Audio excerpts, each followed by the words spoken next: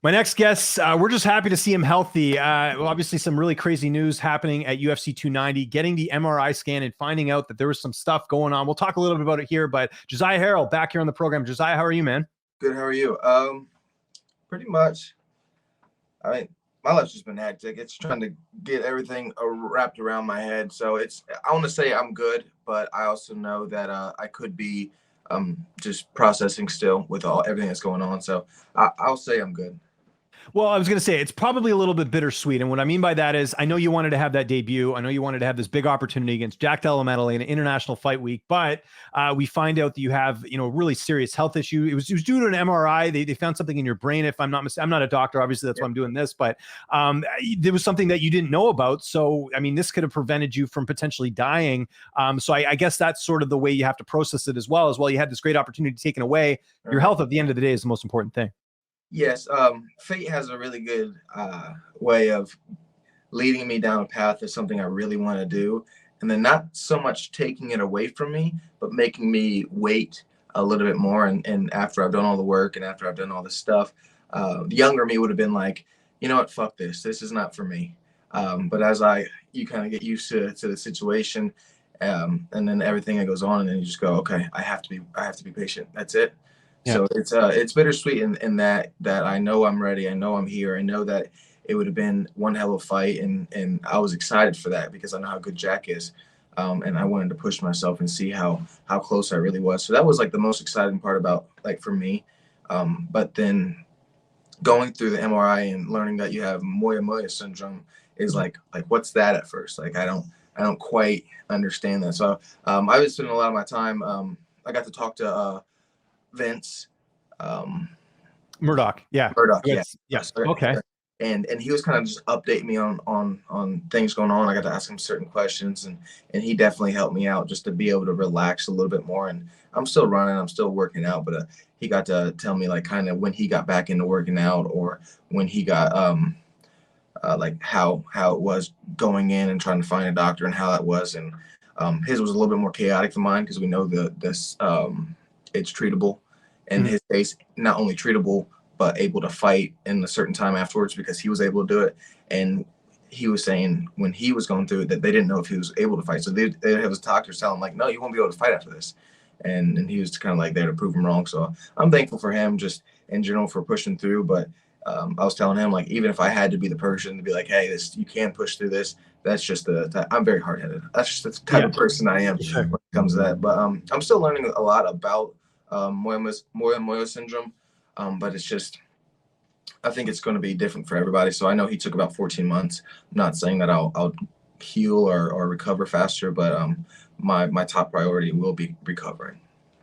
So take me through like 290 fight week. So you actually went out to Vegas. They did the scan there, and then like tell me like the sequence of events that happened. Like I'm sure the doctors were like, "Hey, we got to tell you about this. You got to come talk to us." Like what happened there? I mean, the whole fight week was I don't want to say hectic, but it was very, very high pace, very like we're on your schedule, my schedule. So it goes, we fly in there Tuesday. We have to go and sign. So we get in our rooms, and I believe it's Tuesday. I got all my days mixed up, but Tuesday we go in there, we sign the papers, we talk to all the UFC guys. I get my UFC bag.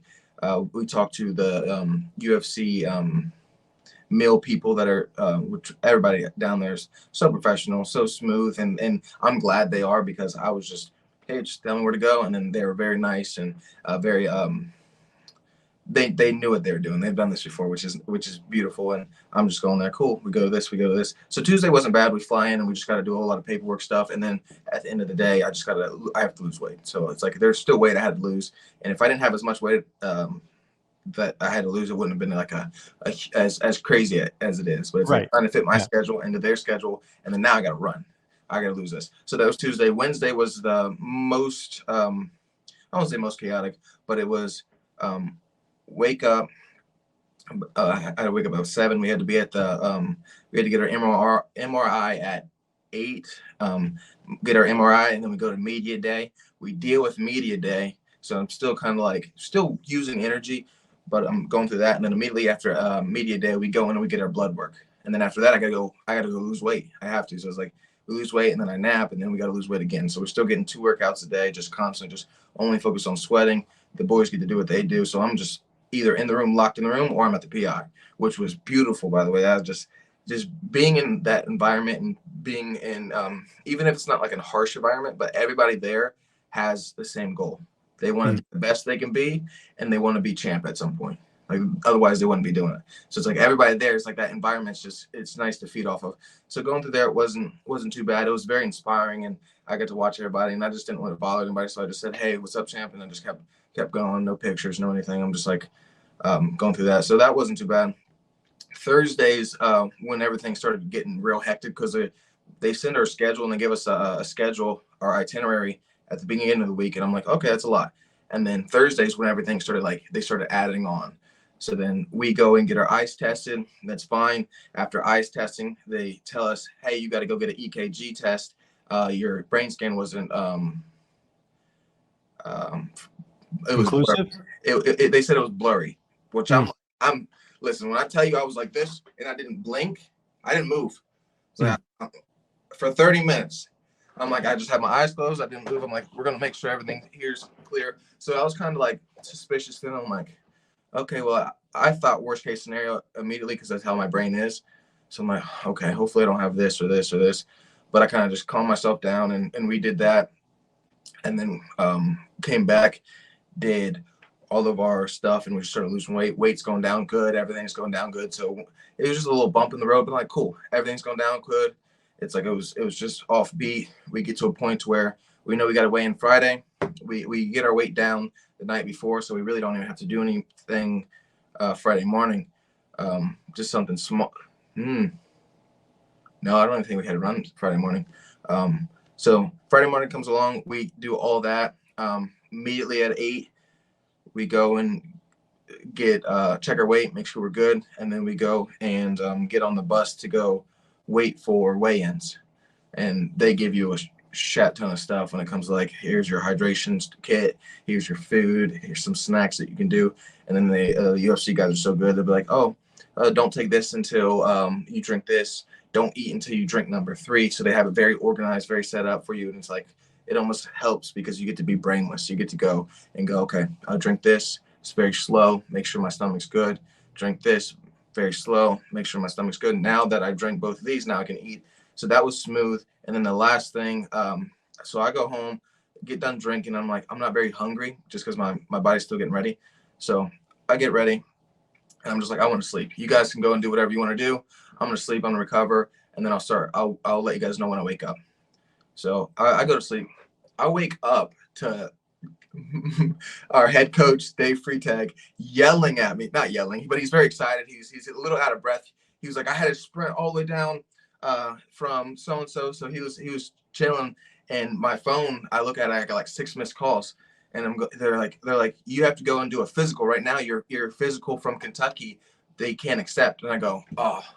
So they wait this long to tell me I have to go do this physical. Yeah, So yeah. Like day before the fight. It's crazy. Yeah, I was a little irritated, but I'm like, no, what do we got to do? So I'm like half asleep, and I'm like, oh, now I'm hungry. So I'm like, okay, let's go do this, and we can come back and see if anybody wants to eat. So we go do this physical, and the doctor's asking me questions like, so have you ever been set unconscious? I'm like, nope. Have you ever been knocked out? I'm like, nope. He's like, have you ever had do this? And he starts asking all these questions like, so you've never been knocked out or set unconscious or any of this? I'm like, mm-mm. He's like, okay. And I kind of got like a little iffy there. And then the moment I get back, so he checks off and he's like, yeah, he's good to go. When it comes to like any physical, he's good to go. So he checks off and we do all the physical tests. He has been doing jumping jacks, has been doing all this stuff. And checks the heart rate and all the blood pressure stuff. And my body's good. So then we come back. And the moment we come back, my coach, MMA coach, Tim Davis, and one of my managers, Maurice, walk in and go, like, and the vibe's immediately off. I'm like, what is it now? I'm like, they're like, it's not good news. I'm like, cool. I'm gonna go use the restroom. I had to pee. I was like, I'm gonna use the restroom, and then we can talk about it. So I get out of the restroom just because I want to wash my hands, and I'm like, okay, cut it to me. What's going on? And they're like, fight's off. I go, you're fucking with me. And they go, no. And I'm like, okay, why? And they're like, it's not good news. I go, just cut it to me. Yeah. And immediately they just start describing Moya and pretty much that I need brain surgery. And I was like, my traumatic response is always humor. So immediately I knew I was special. I just didn't know I was this special because they were saying I was like 1 in a million and all this. So it's I still think I'm kind of in that mode of processing and trying to understand what's going on. And it probably won't be real to me until I am at Stanford, getting all my testing done, getting ready to be just under the knife, I guess. That's crazy. Okay, so yeah, we kind of have the whole timeline there with everything that's happened. And you mentioned Vince Murdoch. Like, how did you get in touch with him? Did he reach out, or how did you end up having that conversation? Both. So me and my Maurice was talking to me. He was like, "Hey, I think there's only one other fighter that's been through this. He asked me if I wanted to connect with him. I'm like, absolutely. And I was Mhm. talking to Vince the other day, and he was already trying to connect with me. And he's big in the Okay. Muay Muay community and wanting to help bring that up. So me and him may be partners in the future with that. Because I just told him like, yeah, if you ever need my help, I'm always down to help. And that's just like the type of person I want to be. Is just someone who's able to help and do what they can for the community. So I'm like, for sure. But yeah, it was a mutual agreement or a mutual thing, us both wanting to reach out. It just happened to be a perfect timing, I guess. So what's the process now? You mentioned the Stanford thing, going there and doing all that. Like, do you have stuff like set in stone? Do you have your surgery set? Like what's sort of the latest? How do you go from here? I guess would be my question. And that's the most chaotic thing. It's more about being patient and waiting. I know that my manager company knows more information than I do, and I know they're just trying to make it easier for me at this point. But I am I'm not in the dark, but I don't know much that's going on. I don't know if Stanford's super busy, which I would expect. And I keep telling myself this, but I'm nobody important. So it's like I have a time limit, and I'm young enough that this disease isn't shouldn't be too bad. Like the things that I'm guessing that we would have to go through with the testing is making sure I've never had like a stroke before. And in my brain or whatever, making sure I've never seized up before, and that's in my brain, making sure we don't have any like dead matter, because once it's dead, it's not coming back. It's just all that stuff, and then making sure it's like how much or how what sides is on, where's it at. So it's like I'm guessing that's what would be the testing, so they when they go in, they're fully prepared and know exactly what they need to be doing. Um, but when it comes to that, I think they're just trying to fit me in a block to where we can get this testing done as soon as possible, because there's no reason to go, okay, here's a week of testing. We can get you in this day. And then I have to go fly back out to Ohio and then fly me back in. And then we can get you in this day 3 weeks later. It's like I think they're trying to figure out how to move things around to get me in as quick as possible, get the surgery done, and then out. So they're busy people like everybody else. So it's just trying to figure out the right time for everything. So what are you doing in the meantime? Like you mentioned that obviously, as far like you're doing a bit of like conditioning and stuff, Yeah. or like what is like day to day looking like now? Because you obviously left your job a few fights ago, right? So Oh, a is that while something ago. you're? Yeah. Yeah, it was a while ago. So is that something you're going to look back at now, just in the meantime, to make some money, or what's the plan there? I'm blessed. I have people around me who are willing to help. And I have a great family, and it's insane what if you would have asked me if I was put in a situation 3 4 months ago, I'd be like, I would never been able to survive for 6 months without it. But it's just like um, I'm very blessed, and I'm excited to be able to kind of do what I need to do. So I haven't got to have fun for a while. So I think I'm gonna drive up to Kings Island today. So I'll be up there just enjoying the roller coasters, and I'll have a run today. So I just got to run and do this. So it's just about now eating healthy. It's like this is a time for me to try to break bad habits. So and that's the worst habit I have is gluttony, is overeating. So it's like I fix that, and then now we can start working on other things. But no, still running, still pushing cardio. I enjoy cardio. It allows me to have a sense of peace. And if I didn't do it, I'd feel guilty. So there's like a need to be able to do that. Yesterday I was at a seminar, and it was a 2 hour 3 hour seminar, and it's just going over defense, and I can do the basic drills and everything. So I was down for that. I just can't live roll or spar or anything. So it's like I'm still able to go to practice. I'm still able to do all these things. It's just now it's more focused things that like, hey, I like don't go anything wild. So no sparring or no rolling for me, even though it's like, yes, that's exactly what I want to do. I want to be able to test myself. Now is the moment where I'm like, I'm not testing myself. I'm sharpening up, or I'm hardening the skills that I have, so I can, or when I am back, that I'm a different person. Like, it's, oh, you thought my striking was good then. Now I have these and these that I added to it. Oh, you thought grappling was good then. Now I can set up with these, and these. Not only that, but my defense is exactly where it needs to be. And I'm not planning on training with just guys. I'm training with the Tazas, the Dantes of the world. It's like those, the Mats of the world. Like, I want to make sure that when I'm doing these drills, that it is at the highest level, and I'm gonna continue to do that. But I was talking to Oliver Taza yesterday. That's the seminar we were at, and I might get to a point where I'm just traveling a little bit more, and trying to go and learn from people, because this is a time to learn. So even if I can't go and spar, it's like, I don't need to spar. I just want to, You can just sit back and learn. Yeah. pick people's brains, see how they do things, and if that's something that I can financially afford, then that's something that I would be excited for, and now's the perfect time to do so. So that's kind of where I'm at. It's a little chaotic. It's just like, okay, when are they going to tell me I can have a surgery? And then a part of me is very excited, because it's a lot of the things for Muay Thai, they say it's like, oh, you should be able to feel this. Like, you have symptoms, and one's being off balance, one's not understanding communication well, and one's not. Like, they just go down the list, and I'm going, if all of these are bad things, who am I going to turn into? Not to mention, more and more is like a limited to like blood supply and oxygen. So it goes, is my cardio going to get better? So I'm excited, and then I'm like antsy at the same time. Like, I want to get Oh, done, I get it. but I'm like, what will I turn into? Is like always my question. Like, how, it's like a spin of, instead of thinking like the worst case scenario, I'm like, oh, I might be a real problem. Like, I'm already a problem, but I want to get better, and I want to do this, and maybe this is divine intervention saying like, hey, because if I, just like, if we were backing up a little bit, if I was to fight Jack and we win, I'm not facing someone in the top 15 at 55. Yeah. So, and I plan on fighting a lot. So it would have been Jack.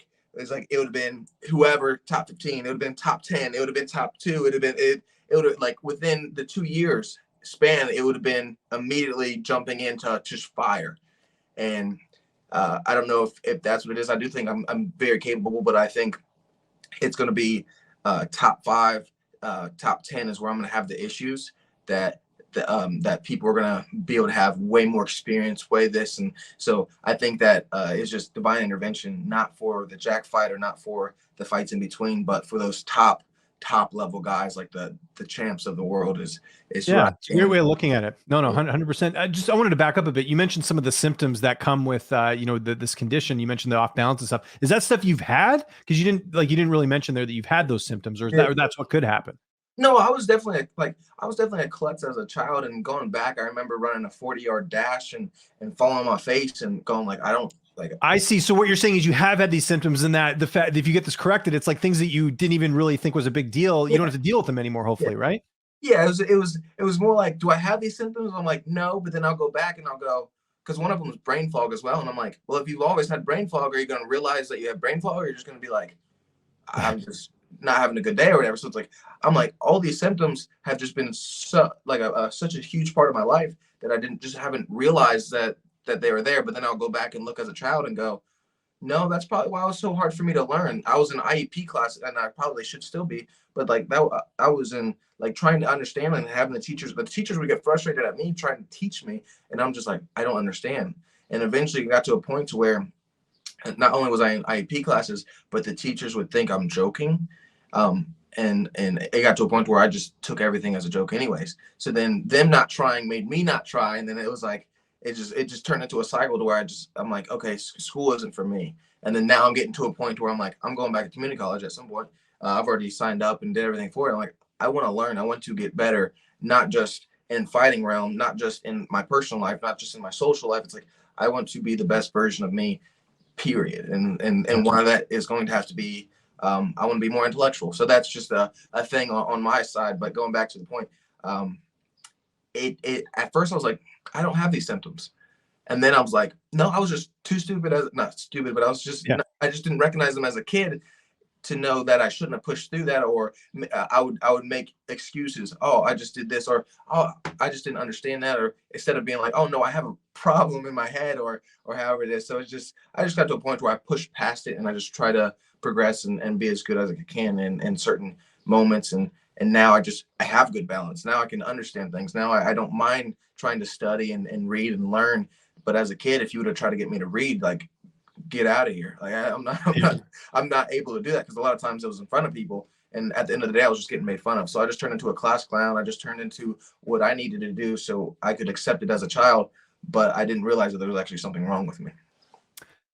What's the latest with the UFC? I'm sure you're in contact with them. I'm sure they're kind of like, you're still on the roster. Like, how does that work with this whole situation? Yep. I believe I'm just not on the active roster. USADA Right. came and watched me pee 2 days ago. So Okay. yeah, so they did all that, and they came in and asked me all these cool questions, and they came from the UFC. So I haven't really asked them so many questions with that, but that's one of the first things I asked Maurice whenever he told me the quote unquote bad news. I'm like, am I still on the roster? And he was like, yeah. So from Good. what I'm getting from it, I still am. But even if I wasn't, I know my mindset, and I just would have been able to get there. Maybe it wouldn't have been on my time, but I mean, at this point, I got to be patient anyways. So I would have dealt with that, and I still will if that's the case. But either way, I know I'll get back there. It's like, I don't know how many. I'm already having so many troubles trying to find fights. That's why it's like, I'm like not jumping, but I'm like, yeah, it's like, Jack's a fucking difficult fight.